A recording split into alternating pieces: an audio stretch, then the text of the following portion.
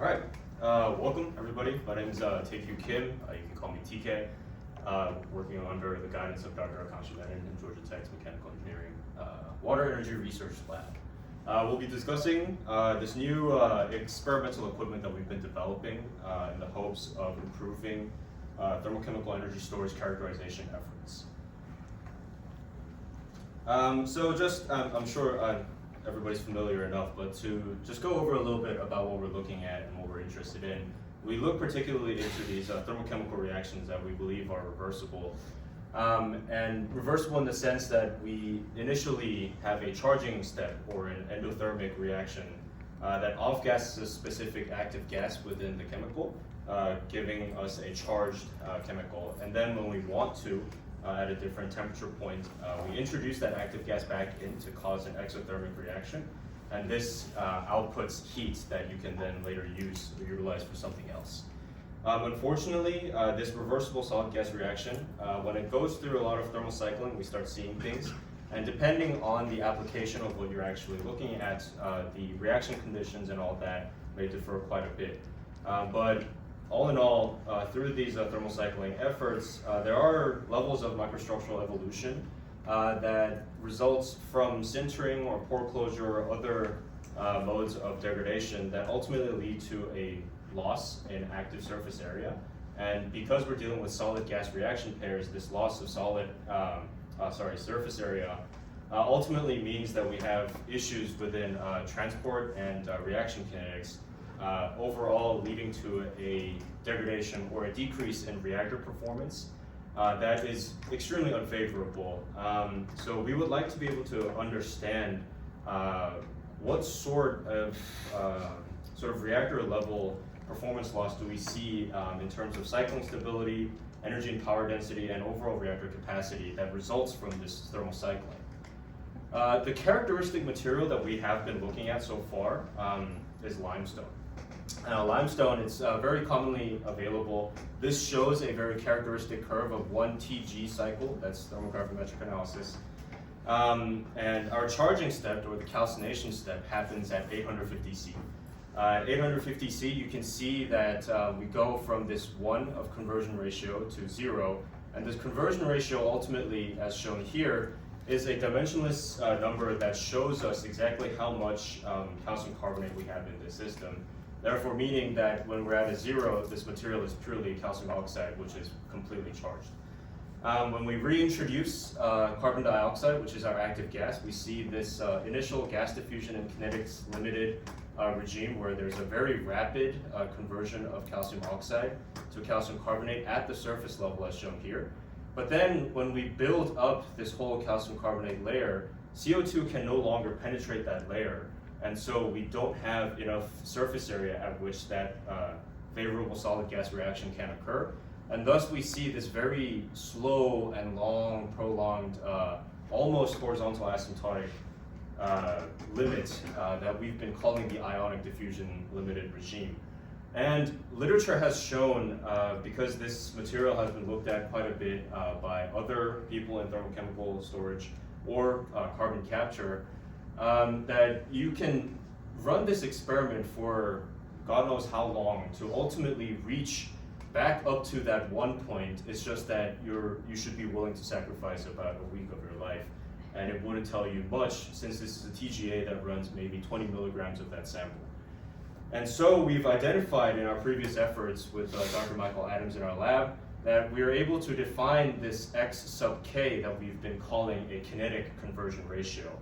And this kinetic conversion ratio ultimately comes from a rate model fitting that's been developed by a different team. And it allows us to calculate a time constant for both the calcination reaction and the carbonation reaction. And assuming a first order exponential fit, this time constant multiplied by 3 would give us theoretically how long you have to run this experiment, each at the carbonation and calcination steps, to reach a 95% completion. Now, for our specific conditions, that X sub K is reached in a 3-minute period, and that calcination end period comes at a 10-minute. And those 10-minute and 3-minute reaction times is what we're using for our studies. Just as a reference point, we are using densified calcium carbonate pellets for our studies because we believe they are more representative of what we would be seeing at a reactor scale implementation of these thermochemical materials. We apply about 225 megapascals of pressure to this calcium carbonate material of about 300 milligrams, and we reach the theoretical 80% of the theoretical density, which is about 2.16 grams per cubic centimeter, and that gives us about a 10 millimeter pellet. We've shown that cycling this limestone material just up to that 3-minute point versus God knows how long of maybe like 1 hour 1 hour carbonation shows the same pattern in terms of degradation across multiple cycles. And so there is no need for us to actually carbonate all the way up to the 1 hour mark when running the same reaction just 3 minutes will show you the same degradation pattern. Because ultimately what we're interested in is, can this material last hundreds, 200s, and 500 to 1,000 cycles? Unfortunately on the TJ right now, that would just take forever. And literature has shown us that actually, if you have enough data, then you can fit this residual conversion fitting that tells you exactly where that conversion is going to plateau at. And this residual conversion is what we're actually interested in, because this would be representative of the long-term performance of whatever thermochemical material you are looking at. Currently, as mentioned before, there's the TGA version, which is mostly what is preferred in laboratory settings due to its relatively fast heating and cooling rates, and its in situ characterization of, if you have one of the fancy ones, you have DSC happening in situ as well. But unfortunately, you take the toll on sample size. As mentioned before, the crucible that you're dealing with is very small, and so you would only have a 20 milligram sample about that you can experiment with at the time, which would lead to about a week of experimental duration you need to reach that 100 cycle point. And then imagine triplicating this to get a little bit of error bar on it. You just wasted 3 weeks of your time getting one plot. You can also use a tube furnace, although you have even slower ramping rates, and thus you have even longer cycling durations. And this might not seem like a lot, but then thinking a little bit towards the future, if we want to look at other reaction pairs such as metal hydrides, where we should be cycling up to 1,000, 2,000, 3,000 cycles to see actual change in degradation patterns, we want to make sure that we can then combine the advantages of both conventional cycling methods so that we have a combination of rapid thermal cycling that reaches up to 100 cycles a day, and high sample throughput where we get cycled materials at the gram scale at the end of however long you're willing to wait for. And thus we introduced the concept of accelerated reaction cycling last year at this conference, where we are combining a joule heating element that directly contacts, that is in direct contact with our thermochemical material so that our ramp rates are much higher. And our thermal mass is much lower.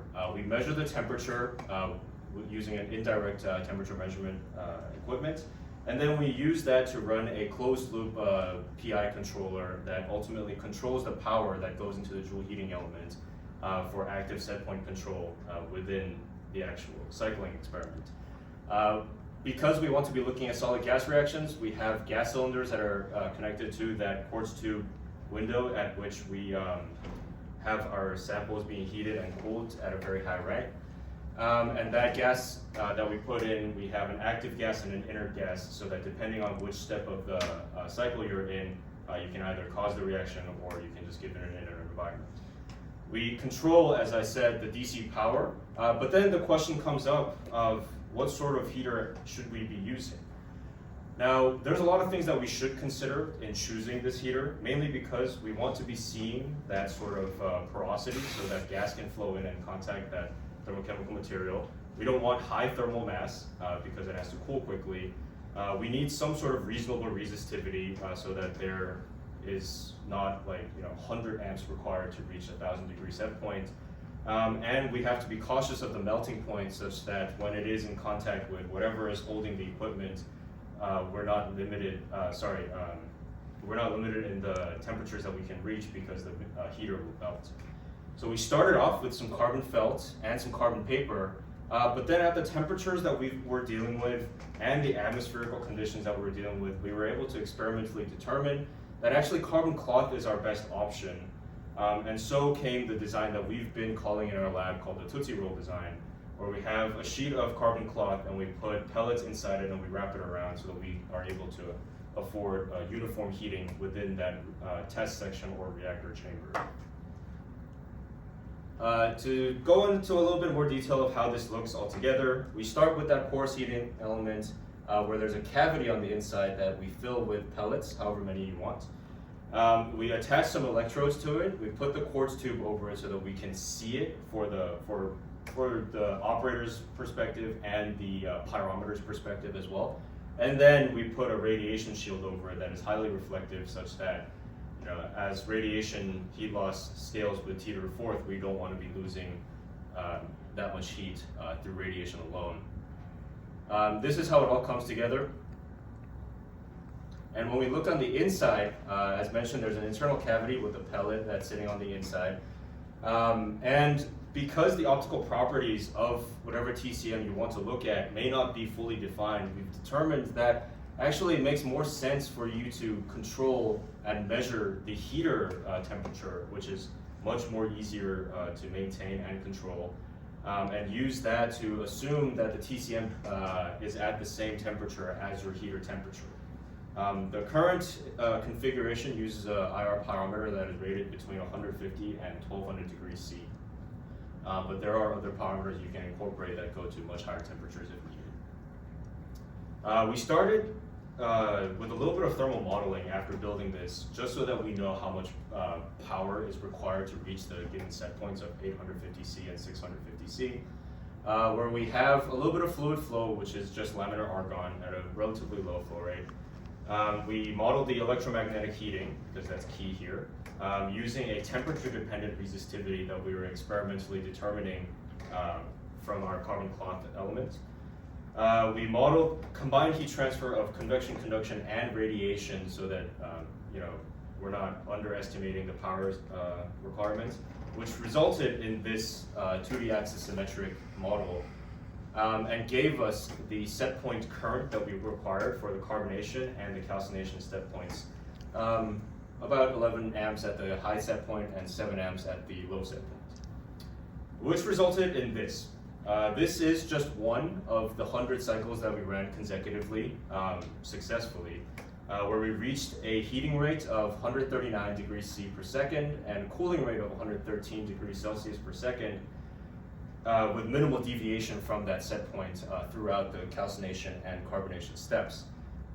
Just to play fair a little bit, let's take a look closely into what that red section here looks like. So when we're ramping up from 650 to 850, you can take into consideration the settling time that is required to go up to 850, overshoot just a touch, and then come back down.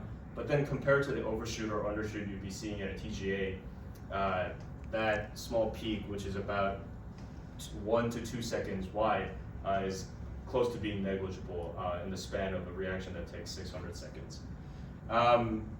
And even if we do consider that settling time, we're still at a ramp rate that's much greater than that of a TGA or a tube furnace system. So we consider this a pretty decent success. And here's what the entirety of the 100 cycles looked like, showing that our output level was consistent throughout the 100 cycles without any sort of major deviation, and our temperature set point was continuously reached successfully for the entirety of the 100 cycles. And the 100 cycle experiment was completed within a 22-hour window. This is what it looks like running. So what you'll see in a second is going from 650 to 850 without the radiation shield, so it looks a little brighter than it should be. And the sample, as you can imagine, is inside that thing that is slightly hard to see right now. Just so that we know that cycle to cycle we also have repeatability. If we plot all the cycles on top of each other and do a little bit of statistical analysis in terms of standard deviation, there's minimal deviation from our actual set point. So we know that there's very low cycle to cycle deviation and the set point is consistently reached. At the steady state conditions as well, we see a maximum error of 0.4 degrees Celsius from that set point of 850 or 650. We know that the ramp rate, on average throughout the entirety of the 100 cycles, we reached somewhere about 142 degrees Celsius per second, and an average cooling rate of 116 degrees Celsius per second. And this average cooling rate, I do caution you to not be confused there a little bit. That is not the ramp rate that considers the settling time as well. That is the instantaneous ramp rate. So just to envision what it looks like to use this equipment, right? We both, for TGA and our accelerated reaction cycler, start with a 10 millimeter pellet. But for TGA, we have to cut out a small piece of that so it fits in the crucible. We have to cycle that, say for 100 cycles, which takes 48 hours with the same reaction times. But we need to triplicate that so that we have some sort of error bars that we can plot. And thankfully, because there is in situ measurement of mass change, we are able to plot all 100 cycles and gain data about all 100 cycles from just this one experiment triplicated. And then we can use that sort of data to calculate our residual conversion, which is ultimately what we're interested in. However, on the reaction cycling side, ARC, we don't have to cut out a piece. We can just take the entire 10 millimeter pellet and cycle it for 100 cycles, which only takes 22 hours. But then that only gives us 1 point. We don't have any in situ or operando measurements that are incorporated at the moment yet. And so therefore, we have to continuously run cycling experiments for cycle counts that are less than that 100 target, which gives us that point, the point before, and then ultimately we are able to see the pattern of degradation in terms of conversion. And then ultimately we can use that data to fit our residual conversion and see where that will plateau moving forwards. That whole experiment takes 144 hours and gives us about 60 milligrams of sample yield afterwards. And this gives us 25 hours and 300 milligrams. And you can think that this looks a little weird. That says 22 hours there, but the 25 hours there. What's wrong? Maybe TPA doesn't do math. But you do have to consider that because we don't have in situ mass change measurement, after we cycle it for 100 cycles, we just take 3 pieces and run 1 cycle TGA experiments so that we have enough data to plot that with error bars, which adds the 3 hours of extra characterization time. So if we do that for the entire pattern that we showed before and fit the residual conversion, we see maybe like 5% difference between the residual conversion calculated from TGA data and the ARC cycle data, which took a total experiment count of 6 versus 8 experiments total to reach that point. And we have a total cycle count that we had to incorporate, which is both 300, because this 300 incorporates not only the cycle numbers total of all of these red dots summed up, but also the 3 TGA cycles each at each data point that we had to run. So it combines all to 300 cycles. Total sample yield from all those experiments gives us 60 milligrams versus 2.4 grams on the ARC side, which took a total of 144 hours on TGA, but only 83 hours on the ARC side. And keep in mind that because we have individual pellets that were cycled to those cycle counts, we now have extra material that we can put through additional imaging or other cycling experiments as necessary.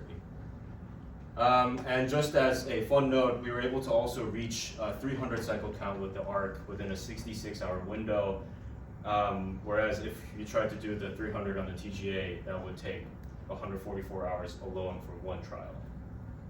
So in summary, the target that we wanted to reach was combining high sample mass with ramp rate. So we introduced the accelerated reaction cycler that incorporates directional heating with gas controls. We demonstrated that we can accomplish rapid cycling with stability, where we reached 100 cycles in 50% of the experimental time. And we reached a very high throughput of sample mass, where it's 15 times higher than what you would see with just a TGA. And ultimately, we reached this state where just comparing rated performances of different TGA equipment and furnaces, we're orders of magnitude higher in terms of the heating and cooling rates average. And our sample mass is also orders of magnitude higher than what you would see on a TGA, although we cannot compete in terms of total sample mass again, tube furnace. And just to add that moving forwards, right now this was validation, so we stayed in the low sample mass region, but our design allows us to reach out to this field here, where we are able to see so much more sample mass cycled at the same time, and ultimately we plan to incorporate some operant node gas analysis such that you will only need to run one experiment and fill in all the blanks of cycle counts below your target. I'd like to thank my lab, the Water Energy Research Lab, and Dr. Michael Adams for helping me and supporting me throughout this project, and Dr. Akangsha Menon as well. And I'd like to acknowledge our funding sources, the Department of Energy, and the Cruise Project. Thank you.